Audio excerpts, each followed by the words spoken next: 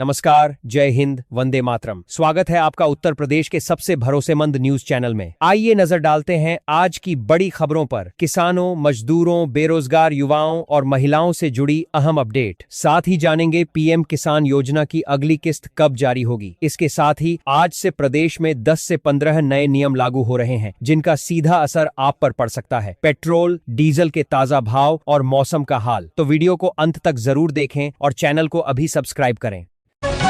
अखिलेश यादव ने एक छात्रा के दुखद निधन को लेकर सरकार के समक्ष चिंता व्यक्त की है।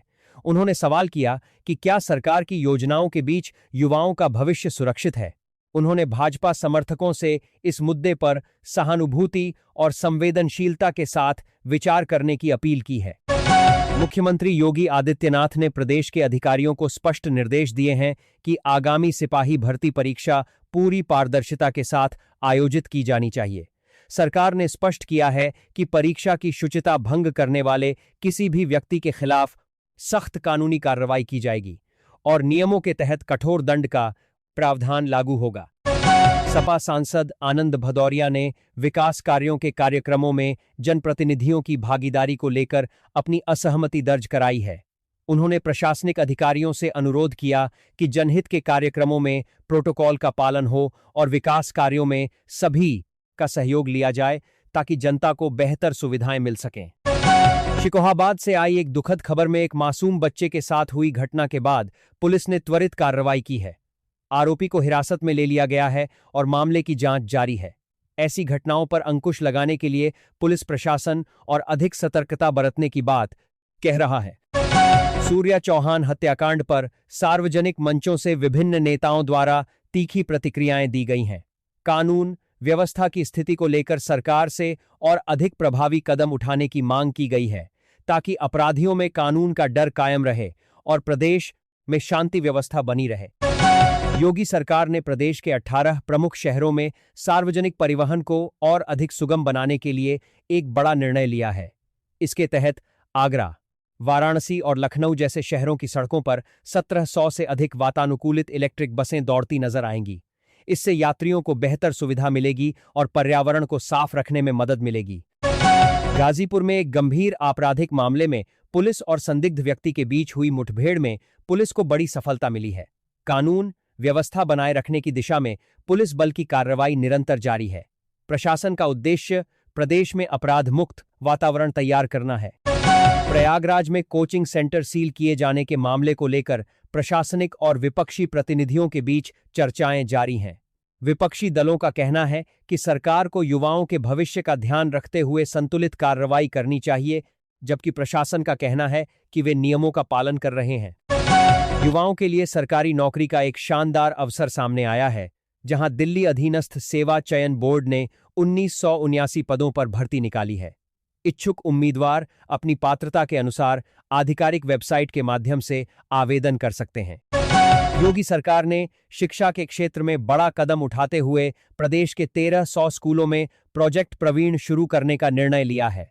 इस योजना का उद्देश्य छात्रों को कौशल विकास के माध्यम से रोजगार के बेहतर अवसर उपलब्ध कराना है। रायबरेली में एक 19 वर्षीय युवती के साथ हुई दुखद घटना के बाद पुलिस ने मामले की गहन जांच शुरू कर दी है। परिजनों की शिकायतों को ध्यान में रखते हुए पुलिस विभाग ने निष्पक्ष जांच का भरोसा दिलाया है। इलाहाबाद हाईकोर्ट ने यूपी पंचायत चुनाव की प्रक्रिया को लेकर राज्य निर्वाचन आयोग से स्थिति स्पष्ट करने के निर्देश दिए हैं। कोर्ट ने उम्मीद जताई है कि जल्द ही चुनाव से संबंधित अधिसूचना जारी कर दी जाएगी, ताकि लोकतांत्रिक प्रक्रिया समय पर पूरी हो सके। लखनऊ में भाजपा द्वारा मुख्यालय निर्माण के लिए ली गई भूमि के सौदे पर एलडीए की नीलामी प्रक्रिया की चर्चा है। इस प्रक्रिया में नियमों का पालन करते हुए सबसे बड़ी बोली लगाने वाली पार्टी को जमीन आवंटित की गई है। मौसम विभाग ने प्रदेश में आने वाले दिनों में मानसून की सक्रियता बढ़ने के संकेत दिए हैं।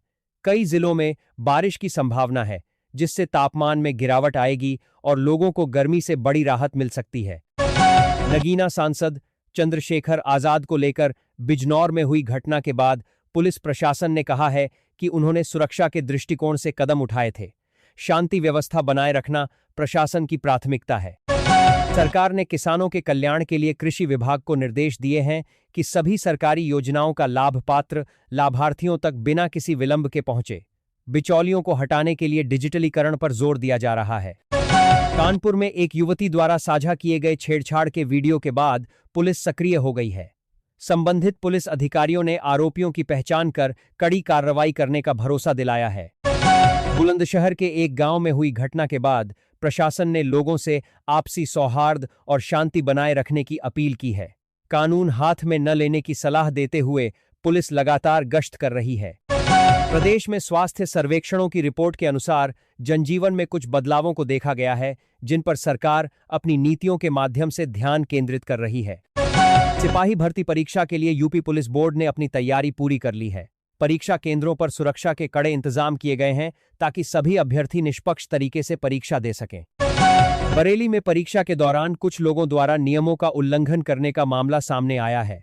पुलिस ने तत्काल प्रभाव से उन पर कार्रवाई की है और परीक्षा की शुचिता बनाए रखने के लिए सख्त निगरानी के आदेश दिए गए हैं। वृद्धा और विधवा पेंशन योजनाओं के लाभार्थियों के लिए सरकार ने सत्यापन की प्रक्रिया को और अधिक सरल बनाने का निर्देश दिया है।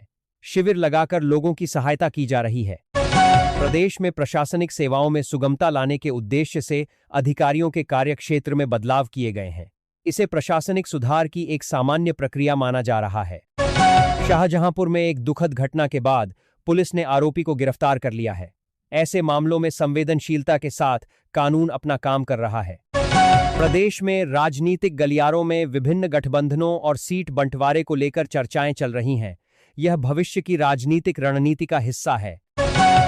राशिफल। आज का दिन मेष, सिंह और धनु राशि वालों के लिए उत्साहजनक रहेगा। नए अवसर मिल सकते हैं। वृषभ, कन्या और मकर राशि वालों को आज संयम से काम लेने की जरूरत है। मिथुन, तुला और कुंभ राशि वाले आज अपने करियर में सकारात्मक बदलाव महसूस करेंगे।